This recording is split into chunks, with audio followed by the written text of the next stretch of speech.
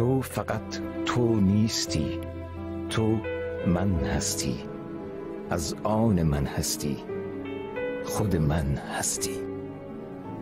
مولانا. من تا آخرین نفسم میخوام که تو زنم باشی. آره، سر جاشه، تا آخر عمرم سر جاشه، تا ابد سر جاشه.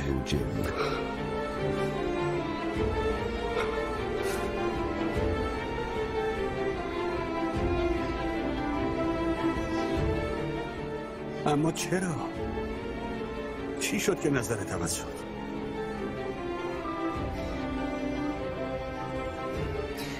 یادت گفتی نمیتونم کاری کنم گذشته رو فراموش کنی، اما اگه یه فرصت بهم بدی زخماتو مرهم میکنم. هر کاریم کنی نمیتونم گذشته رو فراموش کنم.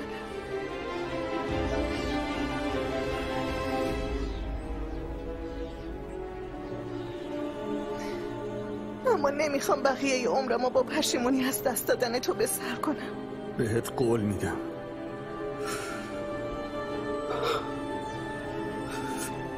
برای اینکه گذشته رو فراموش کنی هر کاری از دستم بر بیاد انجام بدم. فقط کافیه تو کنارم باشی.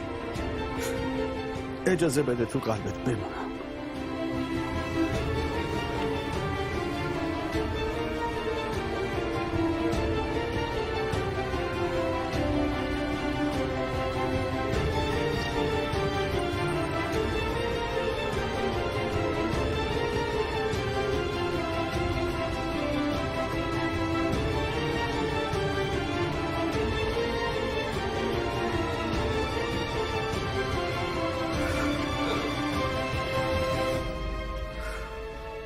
از وقتی مامان بزرگم این انگشتر رو بهم داد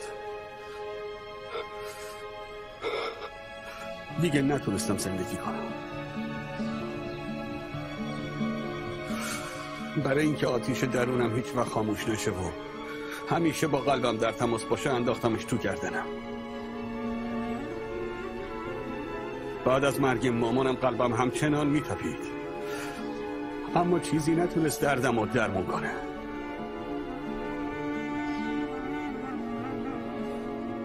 دنیایی که اونو ازم گرفت و با خودش برد با من خوب تا نکرد ریحان.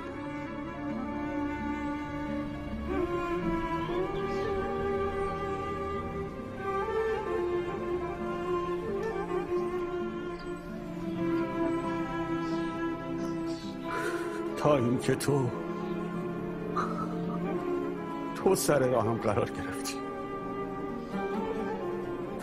تا اینکه تو برام شدی نفس،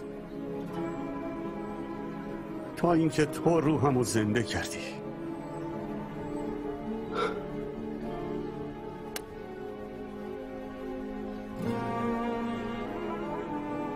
بعد از مامانم فقط ترس از دست دادن تو رو داشتم. درست جایی که مامانم تنهام گذاشت و رفت تو دستمو گرفتی. بعدش آتیش تو هم به قلبم اضافه شد، قلبمو شعله ور کرد. انگشتر تو رم کنار انگشتر مامانم انداختم تو گردنم، اما قلبم تحمل این دوتا غمو نداشت. ولی حالا که تو اومدی و عروس اصلان بیا خواهد بود. یعنی چی برای خونه ای که عروس داره عروس میاری؟ مامان تو دخالت نکن.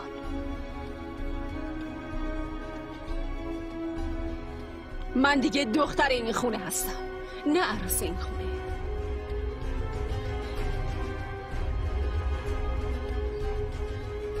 بهت گفتم از این به بعد هر کس خودش حساب خودش رو پس میگیره.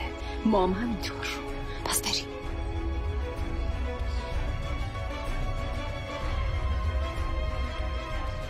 شادقلوها تازه قصد جون تو کرده بود. اونی که قصد جونمو کرده بود ریحان نبود. فرقی نمیکنه. اونی که به رود اسلحه کشید از خون و جون اونا بود. حالا چه میران؟ زمین به آسمون رسیده؟ آب تو مسیر برعکس حرکت میکنه. من یکم به همه فکر چی کن. فکر کردم مامان بزرگ. از ریحان خواستم زنم بشه، اونم قبول کرد. دیگه با بقیهش کسی کاری نداره. ما عادت نداریم کسی که میاد خونمونو بیرون کنیم، اما اینو بدونین ریحان وقتی اصلان بی بشه نمیتونه مامان و باباشو ببینه. کسی که فامیلی ما رو داشته باشه نمیتونه با شادقلا رفت آمد کنه.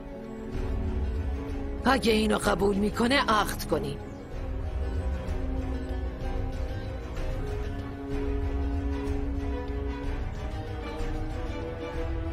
شما نگران نباشین عزیز خانم، من همه چی رها کردم و اومدم. حالا که اینطوریه یه اتاق براش حاضر کنیم.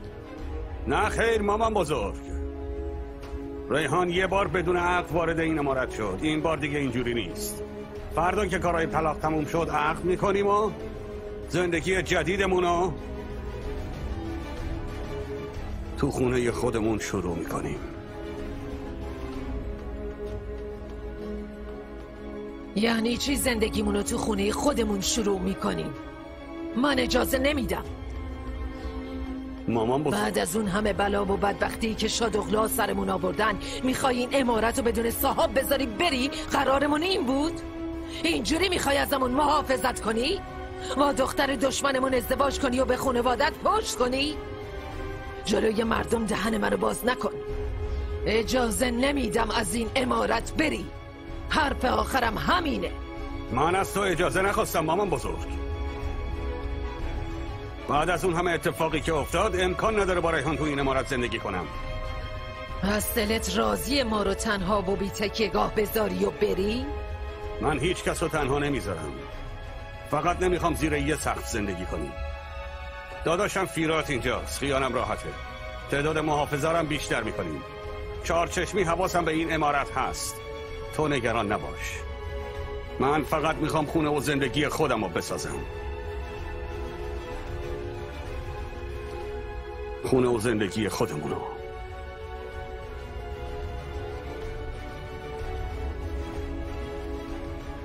حرف آخرم همینه.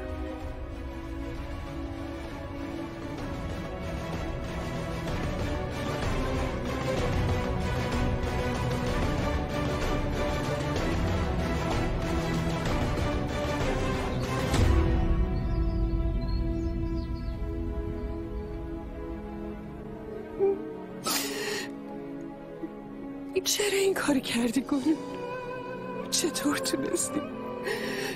یادت وقتی اون برگه های طلاق و دستت گرفتی کار اونا تمومه؟ نه من یادته؟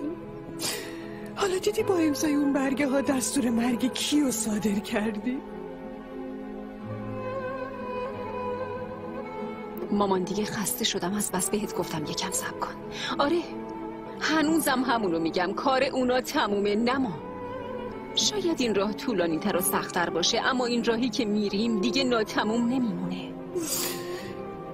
جواب این همه زجر و زحمتی که این سالها کشیدم فقط همینه. جواب فدا کردن یه نوزاد که حتی چشمشو به این دنیا باز نکرده بود این بود. این چیزیه که به من روا میبینی.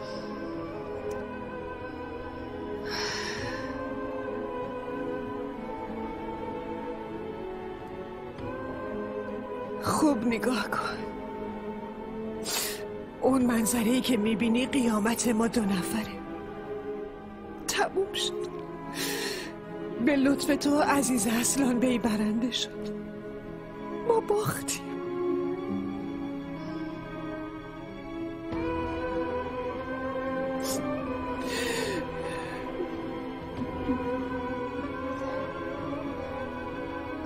مامان ما هیچی از دست ندادیم عزیزم.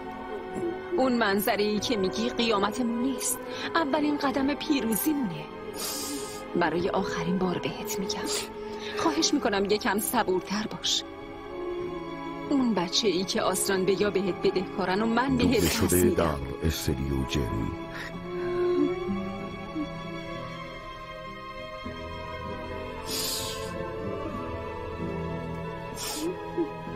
نگهبانا رو بیشتر کنین باشه؟ چشم.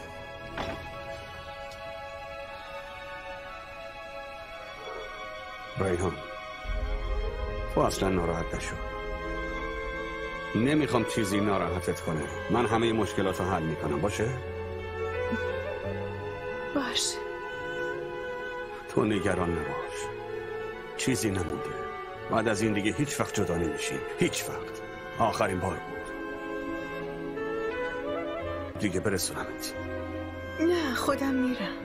نمیشه. تا نزدیکای خونتون میرسونمت. خودم میرم میران. کلی آدم جلوی خونه. گفتم نمیشه. زود باش.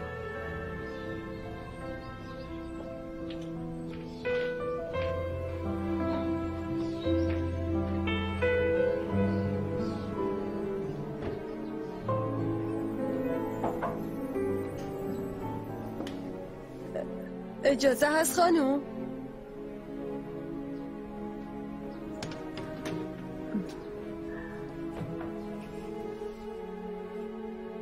شما که اینطوری با عجله رفتی تو، منم گفتم شاید بخواین یه نوشیدنی خنک بخورین.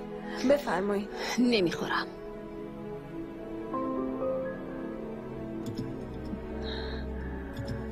آخش خدا رو شکر، بالاخره یه نفس راحت میکشیم دیگه. نه دعوایی هست نه سر و صدایی. شما خیلی ناراحت شدین، خیلی اذیت شدین. بگذاریم وقتی که عمارت خالی بشه هممون با آرامش توش زندگی میکنیم. خدا رو شکر. خب دیگه نوش جونتون. یعنی چی عمارت خالی میشه دختر؟ مگه شما نشنیدین چی گفتن؟ آهان راست میگی. همه اتفاقا بعد از اینکه شما رفتین تو اتفاق افتاد. زود باش حرفتو بزن، اینقدر تو دهنت مزه راستش نکن. خانم، میرا خان بمب انداختن وسط حیاط و رفتن. جلوی عزیز خانم وایستاد و گفت بعد از این دیگه تو خونه خودمون زندگی میکنیم.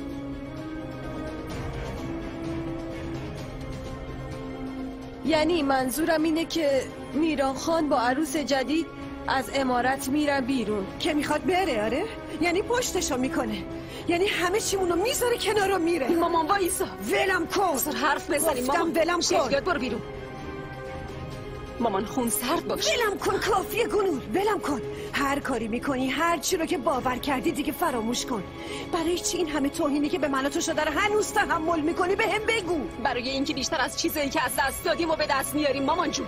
اما این کارو با رو در رو شدن با میران و حساب پس گرفتن نمیتونیم بکنیم. اگه واقعا میخوایم برنده بشیم پس نباید کاری که تا به امروز میکردیم و تکرار یعنی کنیم. نمیخوای به مردی که بعد از اون همه زحمتی که براش کشیدیم به خاطر یه دختر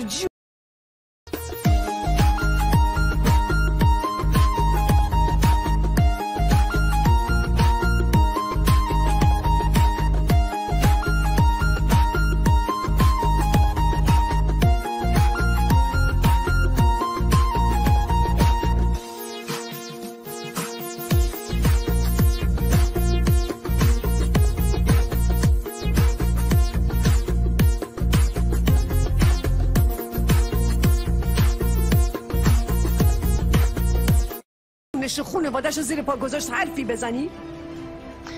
البته که میزنم، اما به موقعش مامان. پس میخوای از خونه بری میران خاناری؟ بچرخ تا بچرخی.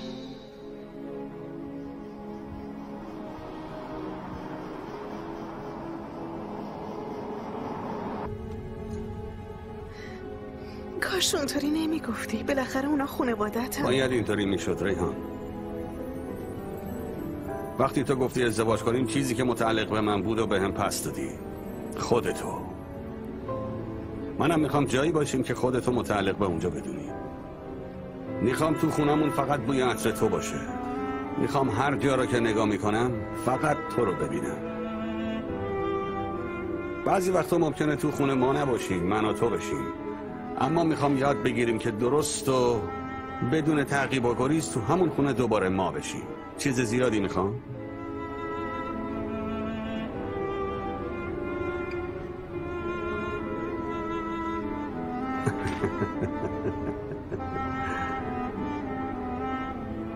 فیرات به این یارو مشاور املاکی زنگ بزن بگو چند تا خونه بهمون معرفی کنیم. آقا مطمئنی تو؟ مطمئنم آقا.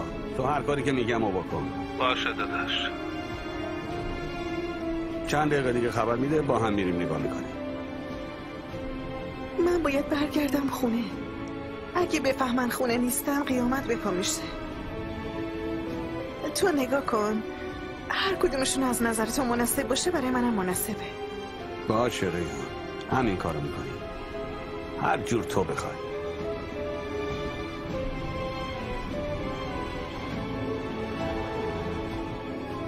وایسا کسی نبینه.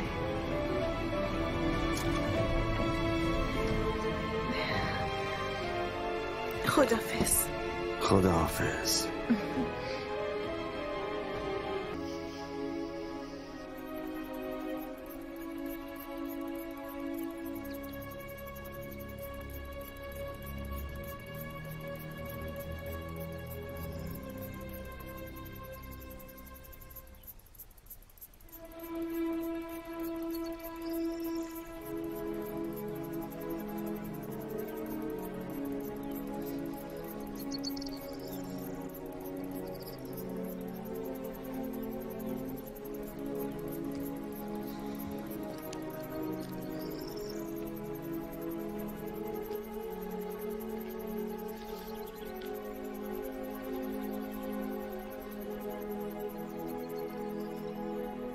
وقتی جگر تو آتیش میسوزه پاهات به قلب دستور میدن مگه نه؟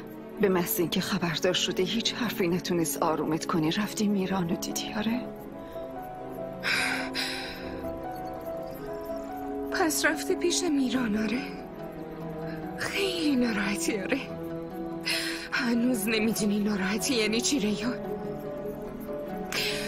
اما میبینی اگه من یاران باشم نشونت میدم یعنی چی. آخرین بارت باشه ریحان. نه من نه بابا دیگه طاقت نداریم با این ترسا زندگی کنیم. دیگه نباید به خاطر اون یارو از این در بزنی بیرون. حق نداری به خاطر کسی که قدرتو نمیدونه و اشکاتو پاک نمیکنه خودتو به کشتن بدی. هر چقدرم که عذاب بکشی حق نداری برای ممکن کردن این غیر ممکن نمک بپاشی رو زخمت. فهمیدی دخترم؟ دیگه حق نداری بری.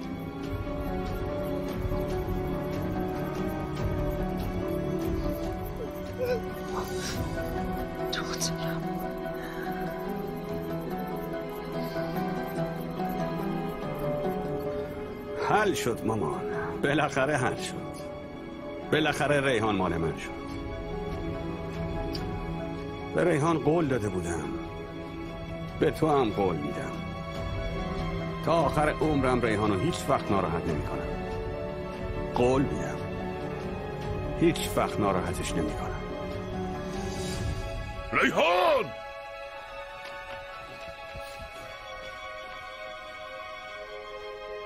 یاران راست میگه؟ تو با نوه دشمنمون در ارتباطی؟ بابا بزرگ با گوشه خودم شنیدم. زنمومم میدونه که ریحان با میران ملاقات میکنه. یکم پیش داشتن حرفشو میزدن. بابا بزرگ اینا میتونن خیلی چیزا رو مخفی کنن، اما من نمیتونم. اعتبار خانوادمون به کنار، ریحان داره جونمونو به خطر میندازه. من دارم سعی میکنم خود دشمن که هیچ اسمشو وارد خونم نکنم. اون وقت تو میری دشمنمو میبینی؟ تو دیگه کافیه دیگه بابا.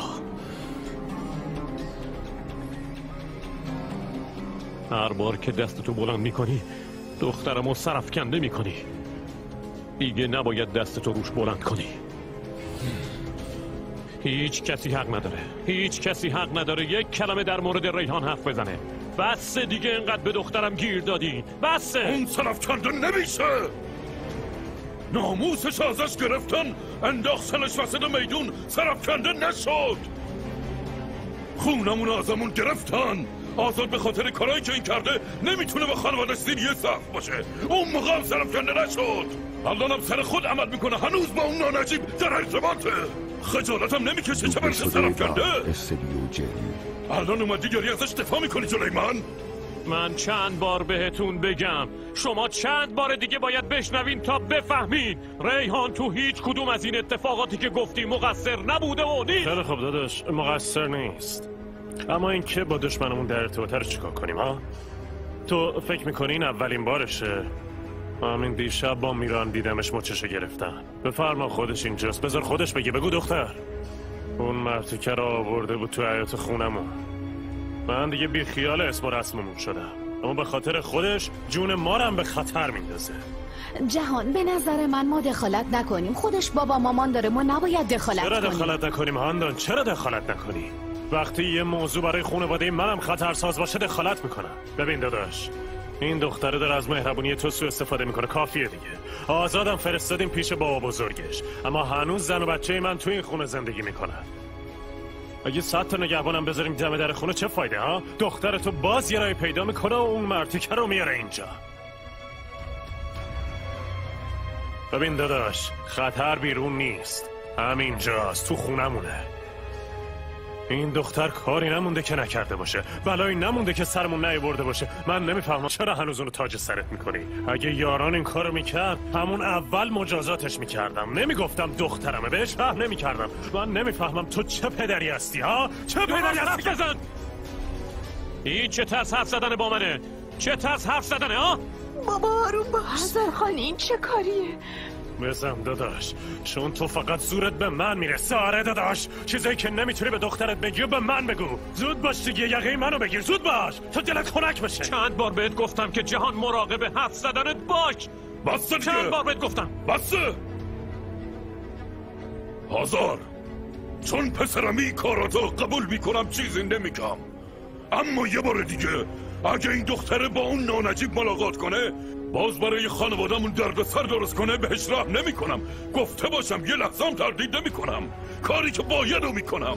الانم دخترتو بردار و از جلوی چشمم ببر. میخوای اتاق زندونیش کن یا براش نگهبان بذار. از این به بعد تو خونه جلوی چشم من نمیخوام باشه. از اون برم نشنوم که رفته بیرون. نه، اینجوری نمیشه بابا. ریحان اگه خطایی کرده باشه یا بکنه، مسئولیتش با منه. اگه قرار باشه کاری انجام بشه، من به عنوان باباش تصمیم میگیرم. من به غیر از من و مادرش هیچ کس حق نداره چیزی بهش بگه. هم خطا و هم جفای ریحان رو قبول دارم. نه در رو به روش قفل میکنم و نه براش نگهبان میذارم. من از دخترم راضیم. میفهمید؟ راضیم. خونه من هر جا باشه، خونه اونم همونجاست. اگه برای من احترام قائلین، باید برای اونم احترام قائل باشین. اگه نه که نمیشه. به خدا میذارم میرم. حالا که اینجا بودن ریحان برای همتون خطرناکه، خونوادمو برمیدارم و از اینجا میرم. این دفعه تاوانش هر چی میخواد باشه به جون میخرم و از اینجا میرم بابا. میفهمی؟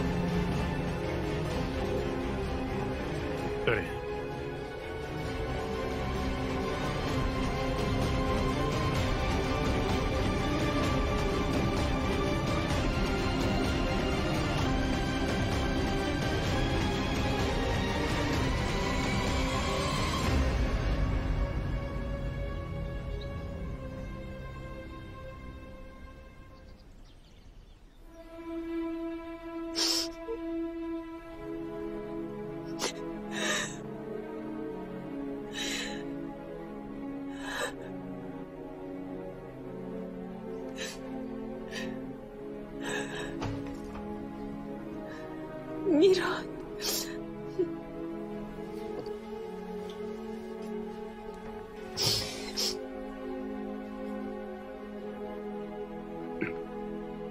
میشه یکم حرف بزنیم گنور؟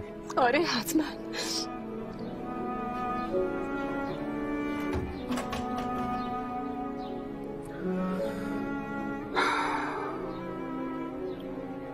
راستش حرفای زیادی برای گفتن هست، اما چون تا به امروز صدای همدیگر رو نمیشنیدیم، برای همین از حرف زدن فرار کردیم. من میخوام ازت تشکر کنم به خاطر اینکه بدون هیچ اعتراضی برگه‌های طلاق امضا کردی. نیازی به تشکر نیست میران. تو از همون اول هر چیزی گفتی، هر احساسی که داشتی همونو ادامه دادی. حتی مامان بزرگم وادار کردی عشق تو قبول کنه. این من بودم که نمیفهمیدم، اما تموم شد. کاری که از همون اول برام سخت‌ترین کار دنیا بود و بالاخره انجام دادم. فقط قبول کردم و تموم شد. اینجوری برای هر دوتامونم بهتره گنال، باور کن. اما اومدم بگم متاسفم که اینجوری شد. من واقعا فهمیدم که عشق به زور به وجود نمیاد میران. من اینو فهمیدم، قبول کردم که با این رفتار هیچ کس منو دوست نخواهد داشت.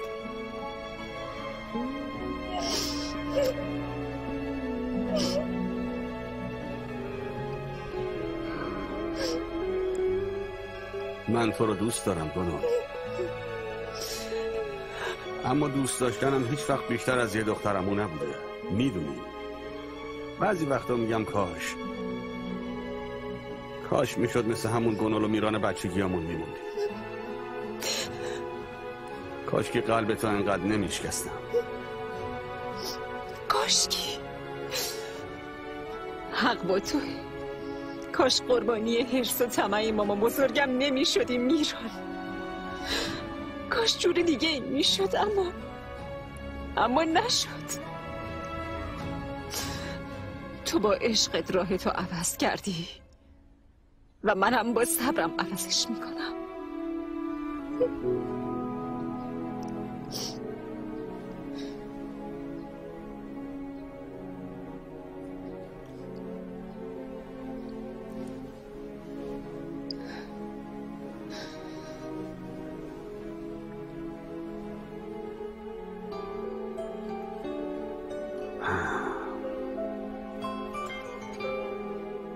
اینو هیچ وقت یادت نره. ما هر چقدرم که از هم دور باشیم در واقع همیشه با هم. من همیشه کنارتم. تو هم هیچ وقت اینو یادت نره. هر چقدر که تو نمیخوای من ناراحت باشم، منم همونقدر میخوام که تو خوشحال باشی.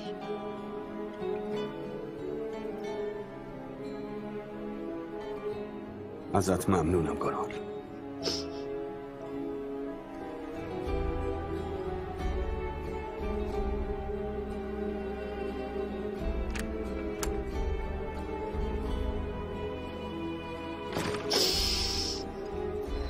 الان هممون توی باطلاقیم، اما چون تو داری ستاره ها رو تماشا میکنی متوجه نیستی داری غرق میشی. اما من تو رو از اون باطلاقی که داری میکشتت پایین نجاتت میدم. میران، بله مامان بزرگ. بیا یکم حرف بزنیم. اگه همون موضوع تکراریه بی خودی خودتو خسته نکن. تصمیممو گرفتم. یه تصمیماتی عملی میشه، یه تصمیماتی نمیشه. تو نمیتونی در مورد این موضوع تصمیم بگیری. هر مسئله‌ای که در مورد زندگی من باشه به خودم مربوطه. من و ریحان یه زندگی جدید رو شروع میکنیم، یه زندگی ترتمیز. همه چی رو از صفر شروع میکنیم و اینجا نمیتونیم این کارو بکنیم. این چه طرز حرف زدنه؟ این جایی که میگی خونه، میخوای آدمایی که از گوشت و خونتن رو به کی بسپاری؟ این در شأن توی که چون اون دختر هزار شادغلوی نانجیب ازت خواسته خونه پدری تو ترک کنی و بری؟ این خواسته ی ریحان نیست، خواسته ی منه. خواسته ی توه؟ خواسته ی توه ها؟ فکر کردی استخونای پدر تو قبر میلرزن؟ به مادر بیچارت فکر کردی؟ هیچ اینا رو نگو اصلا. این قضیه هیچ ربطی به بابا مامانم نداره. نداره؟ ربطی نداره آره؟ تنها نوه اسلام به یا خونه پدریشو ترک میکنه و میره. اونم با کی؟ با دختر قاتل پدرش. این ربطی به بابات نداره ها؟ اگه زنده بود و این روزا رو میدید تشویقت میکرد؟ وقتی دنبال دختر اون نانجیب میرفتی ازت نمیپرسید تکلیف من، گنول و الیف چی میشه؟ بسته مامان بزرگ. ریحان زن من میشه. اگه باز در موردش اینطوری حرف بزنی فقط از این خونه نه، از زندگیت میرم بیرون.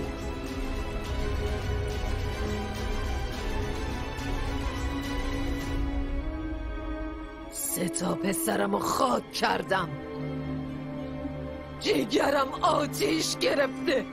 کدوم مادری همچین غمی و تاب میاره؟ من تاب آوردم چون شما رو داشتم. گلول، الیف، مخصوصا تو. شما رو باید به کی میسپردم؟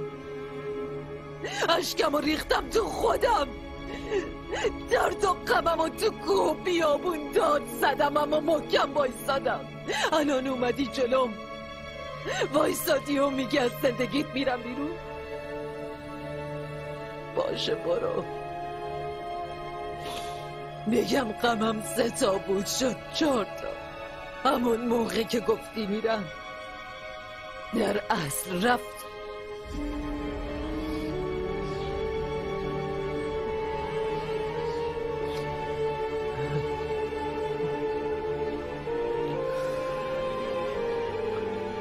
تو مامان بزرگ منی، عزیزمی، جونمی. فداکاریایی که برای من کردی و فراموش نکردم. عقدمون اینجا خونده میشه. شب خانوادگی همه با هم شام میخوریم، دستتو میبوسیم، تا هم برامون دعای خیر میکنی. اما بعدش دست زنمو میگیرم میرم خونه خودم. چیز دیگه ای ازم نخواه.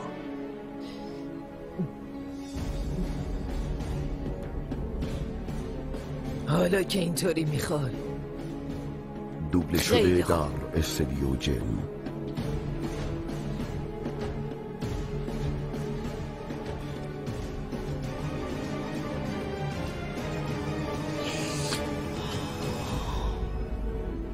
من باورم نمیشه ریحان، عقلم قد نمیده. چطور تونستی بدون اینکه فکر کنی دنبال اون یارو که اینجوری جیگرتو تیکه تیکه کرده بری؟ اون کابوسی که این خانواده برات درست کرده کافی نبود دخترم؟ چطوری میتونی به فکر جون اون کسایی باشی که قصد جونتو داشتن؟ آخه چطور میتونی این کارو بکنی؟ الان اگه اون بیرون پرنده پر بزنه ما رو مقصر میدونن. اون وقت تو چطور تونستی این بدی رو در حق ما و خودت بکنی دخترم؟ گیریمو به فکر من نیستی، به فکر مامان تو گلی هم نیستی. ما چطور میتونیم عذاب کشیدن تو تحمل کنیم؟ عذاب تو برای ما یعنی مرگ. من نمیدونم تو کی باید اینا رو بفهمی. یه سایه رو چشمت مثل یه کوه رو قلب من و مامانت سنگینی میکنه. حالا چرا اندر این بار رو سنگین تر میکنی دخترم؟ چرا این کارو میکنی؟ اون پسره که منو قاتل میدونه میتونه خوشبختت کنه؟ میتونه بهت آرامش بده؟ اون یارو جز درد و عذاب چیزی بهت نمیده. ببین من تا آخرین نفسم همیشه کنارت خواهم بود، اما اجازه نمیدم جلوی چشمم قلبتو زخمی کنن. اجازه نمیدم ریحان، اجازه نمیدم.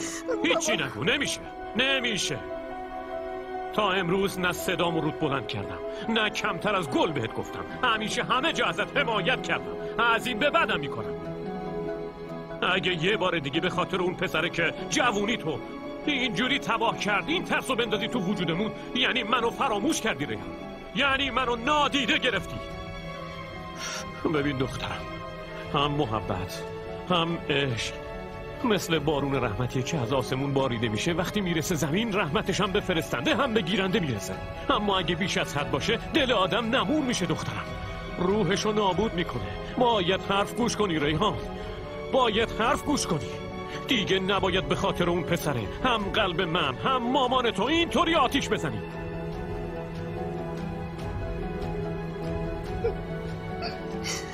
معذرت میخوام بابا، برای همین چی ازت معذرت میخوام.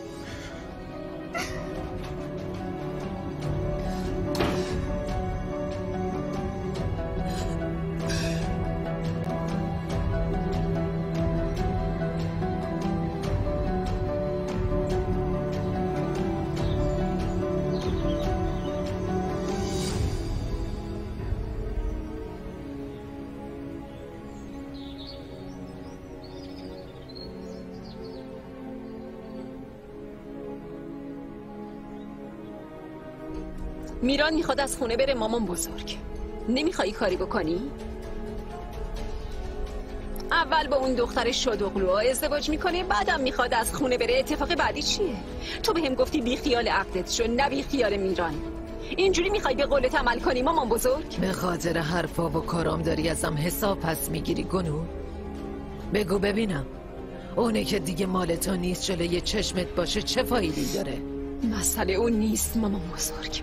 ما با هم وارد یه راهی شدیم، اما همین اول راه قرار مرارمون با اتفاقی که میفته جور در نمیاد. تو هر فرصتی به هم تیکه میندازی، اما تصمیماتت منو از چیزی که میخوام مال من بشه داره دور میکنه مامان بزرگ. اگه نمیخوای مانع این بشی بگو تا من خودم یه کاری کنم. مگه من بهت نگفتم تو این راه باید صبور باشی، اما آخر این راه به چیزی میرسی که ارزش همه این دردا و رنجا رو داره؟ البته که میدونستم اینطوری میشه.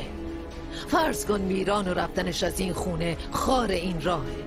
هر بار که تو این راه قدم برمیداری دردت میاد، اما زخمات با پیروزی خوب میشه. اگه بازم میگی من میخوام راه خودم رو برم، بفرما برو.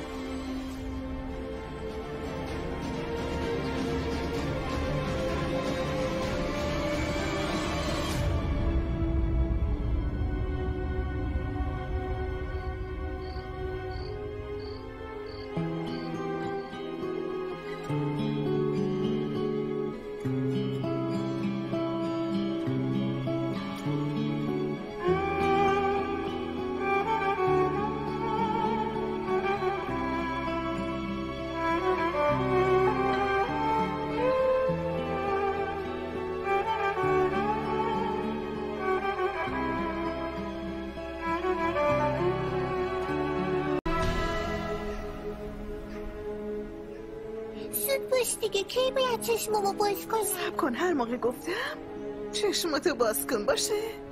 1 2 3. سورپرایز. این چه؟ دوچرخه است دیگه. این دیگه چجور دوچرخه‌ایه؟ عجبا، مگه چشه گلی خانوم؟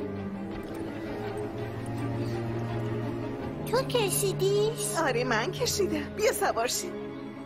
چجوری میخوام سوار بشم؟ اینطوری. خوشت اومد؟ تو هم یه سوار شو بریم. باشه.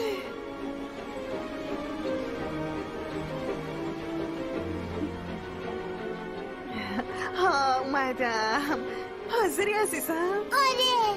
خب 1 2 3 حرکت میکنیم. آخ جون داریم میریم. رکاب بزن گلی جون، زود باش. وای نسا، زود باش. آخ جونم داریم میریم. برو سمت پرنده ها، به سمت آسمون. برو جایی که خیلی دوست داری. برو. خیلی خوبه. آخ جون نترس عزیزم، به هیچ وجه از افتادن نترس. پرنده شو، پرواز کن به شهر قصه ها. برو جایی که خیلی خوشحالت میکنه. برو کنی مامان بزرگ. این چه وضعشه؟ شایدم شب تا صبح فکر کرده، دیده به خاطر اینکه دیگه نمیتونه مامان و باباشو ببینه نظرشو عوض کرده. برگی که ریحان دوست داره رو میخوام براش درست کنم. یه خورده بخوره همچین دلش جون بگی. حالا چی شد که یهویی نظرش عوض شد؟ تو هم همیشه همینجوری میومدی تا موهاتو بو کنم، یادت میاد؟ میگفتی میخوام بابام موامو شونه کنه. چرا؟ چون وقتی اون شونه میکنه دردم نمیاد. اگه ازدواج صورت نگیره کاری که باید انجام بشه مشخصه و راه دیگه ای نداره. باید میرفتم دنبالش. فیراد نکنه مشکلی پیش اومده باشه ها؟ گفتم نکنه ناسو خان به اون بزرگی حالش به خاطر اتفاقایی که افتاده بد شد. اون نارجیبی که ازش دفاع کردی همین بود. من به شما گفتم. به رضا بگو همراه دلشت بره. رضا